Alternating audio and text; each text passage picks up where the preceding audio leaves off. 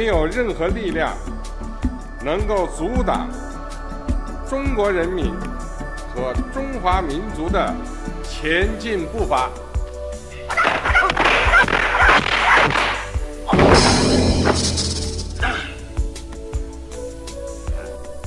Décidément, la Chine n'est pas talentueuse que dans les arts martiaux. Elle excelle aussi dans la stratégie politique internationale. Elle s'attaque avec subtilité aux trafiquants de tous bords, qu'ils soient tigres ou mouches, selon le président chinois Xi Jinping. Mais au fond, que doit-on penser d'un pays dont on sait qu'il organise le tourisme de transplantation d'organes avec la complicité de certaines sociétés internationales? On sait aussi que ce pays a des camps de concentration qu'il fait passer pour des centres de formation dont on a très peu de chances d'en sortir en bonne santé, quand on en sort. C'est quand même curieux.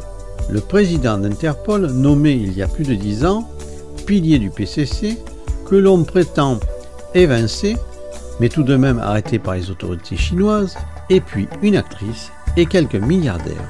On peut dire que les services secrets chinois sont à la pointe en matière d'espionnage et ils n'hésitent pas à sacrifier n'importe quelle personnalité pour convaincre le monde de leur démarche vertueuse.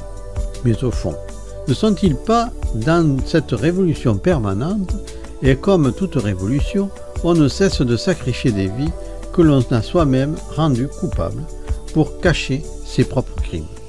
Si on regarde plus précisément la situation, un homme qui connaît tout sur le renseignement international, Interpol, une actrice au sommet de sa gloire qui joue un rôle dont elle ignore totalement le scénario, celui de l'épouvantail, et des milliardaires dont le seul crime connu est de les avoir laissés agir de façon à ce qu'ils amassent assez d'argent dont la saisie ira directement dans les caisses du PCC.